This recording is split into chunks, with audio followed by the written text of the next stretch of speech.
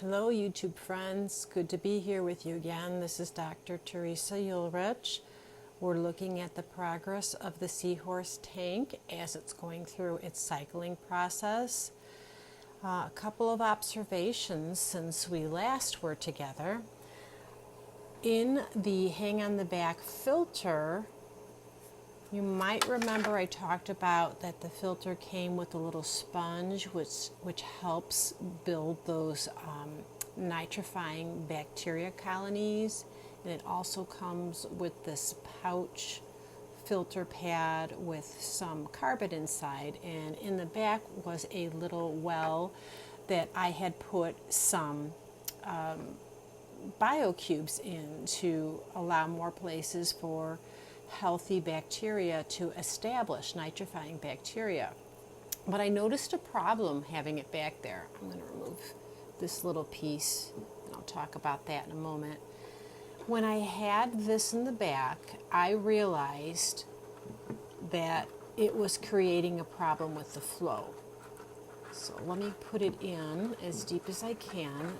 Inside of this bag are the little biocubes, and I purposely put them in the bag so it's easy to put them in and take them out. But if you'll notice, look what's happening. The biocubes are dispersing the water, so the overflow on the part where the intake is also letting water fall out. And that's not a good thing, because really what we want is the water to be going into the filter, coming around to the back, and flowing out to the front here, because we want it to pass through the biocube media, the filter pad media, and the sponge media. And it looks like we're losing some opportunity for water to get filtered in that way, that mechanical filtration and biological filtration. So when I take this out, it fixes that problem. And you might remember this is just an old nylon stocking that I cut and put the cubes in. So what I may experiment with is just taking some of the cubes out of here and putting a smaller amount back here.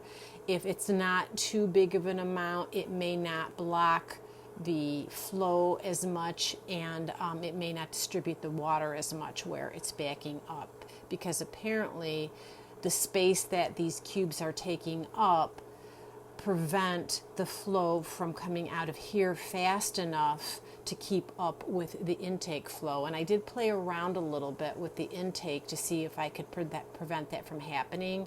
But with this bag full like this, there was just no way to do it. So that's one of the things that I'm going to do to modify. And if I can't get it to work where the flow is basically coming back around through the filter pad and sponge, coming out of the release area here, then I may not be able to use the biocubes after all.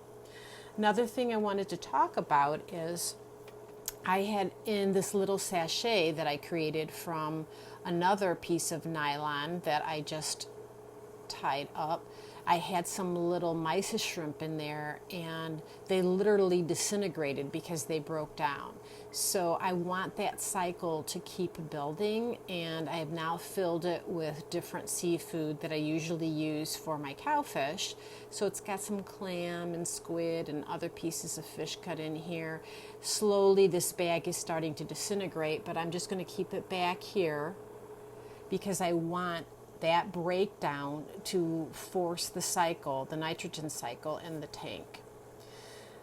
If we look at the protein skimmer, even with that extra bio load of the seafood breaking down, you'll notice that the skimming is greatly reduced. You can still see some bubbling up going on there. We'll take a closer look. Let me take off the lid and we'll just get an overview here of it so we can see. You can see it's still bubbling up really well as we want it to and might expect.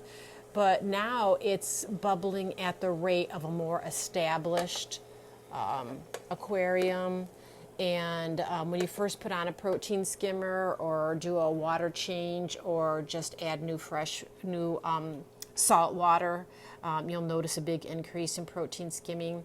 And then sometimes the protein skimmer, it will have its ups and downs, meaning that sometimes it skims more than others depending on what's going on in the tank. But I'm really pleased with its skimming ability, because that means it will do a really good job of keeping up with the bioload once the seahorses are in the tank.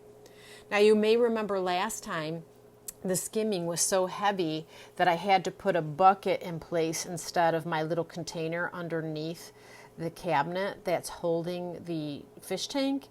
And the bucket was maybe a third to halfway full last time. I emptied it after I put in the new seafood to start breaking down in that back filter, hang on the back filter, and really there isn't that much.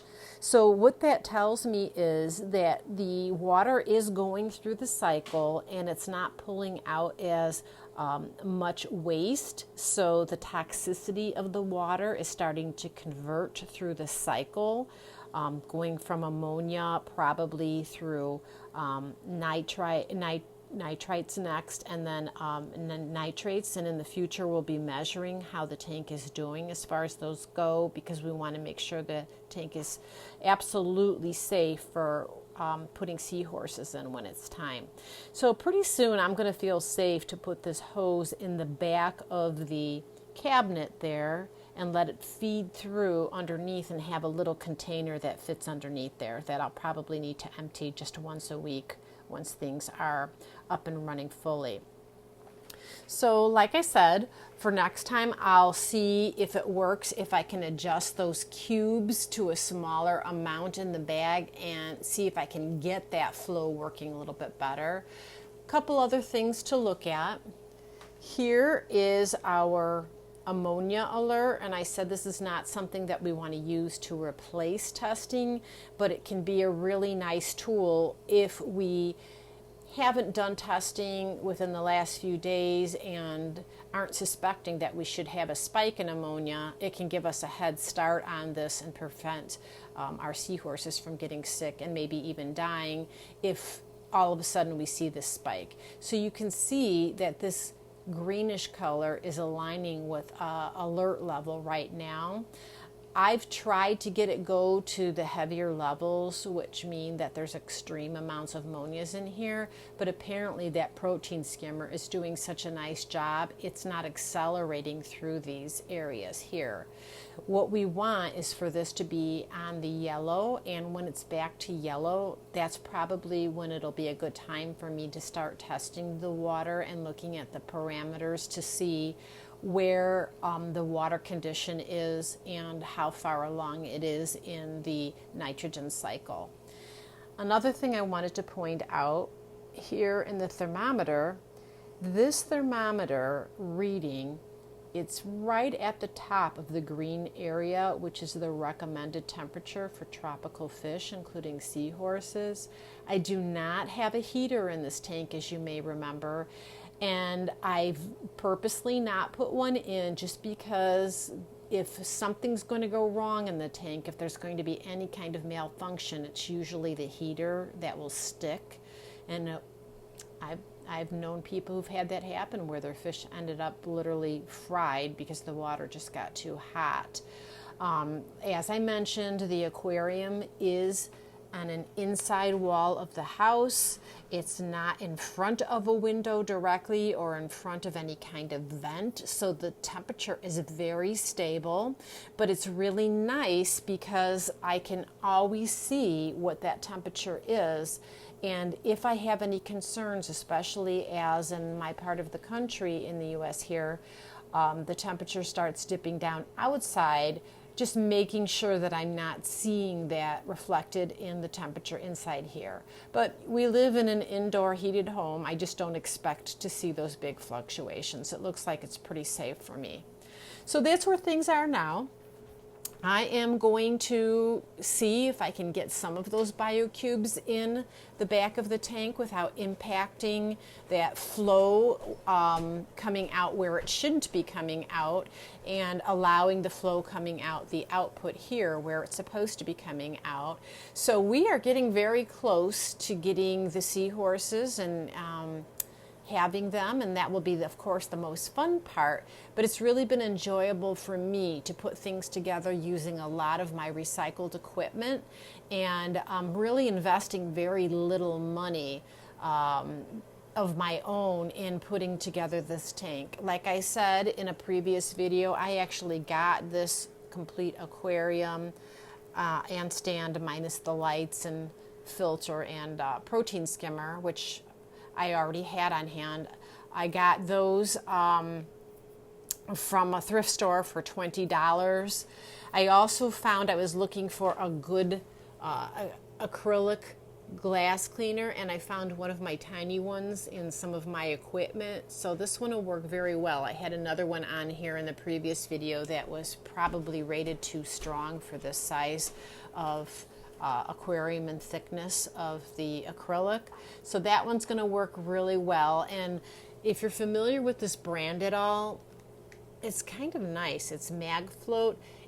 When I'm moving too fast, sometimes the piece that's inside the aquarium will break off from the magnet force, but it will float on the top. I don't have to worry about it dropping down. So this isn't the only brand that does this, but this is one of the first ones that I was aware of that did that. So that's going to work perfectly. It's not going to be intrusive in the tank, and it will work well enough for doing what I want to do to keep the acrylic clean, at least for the viewing areas. I'm not going to be so concerned about getting all of any algae buildup in the areas where the filter and the skimmer intake are, just because those really aren't viewing areas, and it's not critical to get all of that algae off, and actually it can help support the biological filtration system to leave some of that algae in there, and it does give it a little bit more of a natural look.